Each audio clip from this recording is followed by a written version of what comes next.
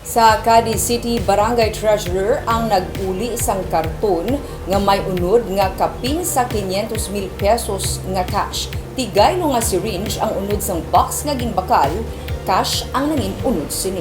Ang detalye sa report ni Romeo Subaldo.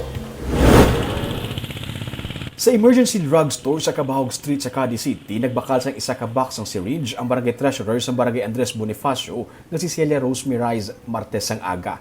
Pagdaw sa iya sang box, iya lang man hindi ginrekta dala pa uli. Hatag sa ako, sabi sa 1,100, so yung tagal ko sa 1,100. Wala iya na buksan, ma'am. Wala. Sang kindaho isa imo. Ikaw wala ka man kabukas. So, ayun. Pagkuha mo, ano ginabra mo na son? Tapos ko lang sakay sa salakyan, sir. Tapos nagbalik na sa barangay.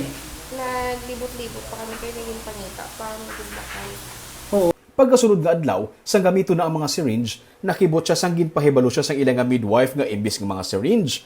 Cash ang unod sang karton, masobra sa 410,000 pesos ang unod sang box. Nagpangayo sila sa bulig sa Cadiz PNP para ma-facilitate ang pagbalik sang kwarta.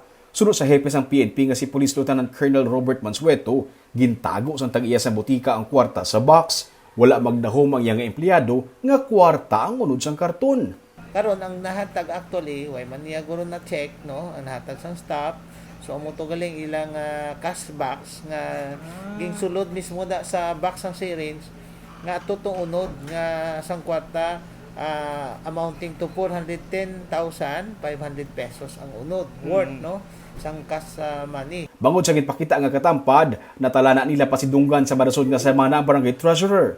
Munag napasalamatan na, munag gali next week kan inyo acknowledge na gini to recognize sang honesty sa aton barangay treasurer, no, sa barangay Andres Bonifacio paagi sina sa iya, no, naging balik ang ina nga amount, no, nga kwarta.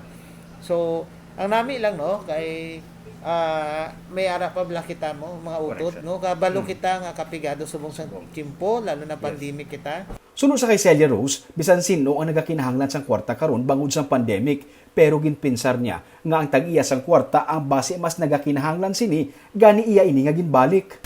First, sir, hindi na sa akin, no? So, gawari, hindi sa tagiya sang kwarta. Kasi wala pa kabalo. Basi kinanglan mo ito nila, mga emergency man silang kinanglan mo ito mga ginatipon nilang kwarta para. So, basta mo gusto ko lang sir ibalik. Ibalik ko lang. Ang lokal nga panguluan sang Cadiz ang natala naman nga magkilala sa hinimuan sang barangay treasurer.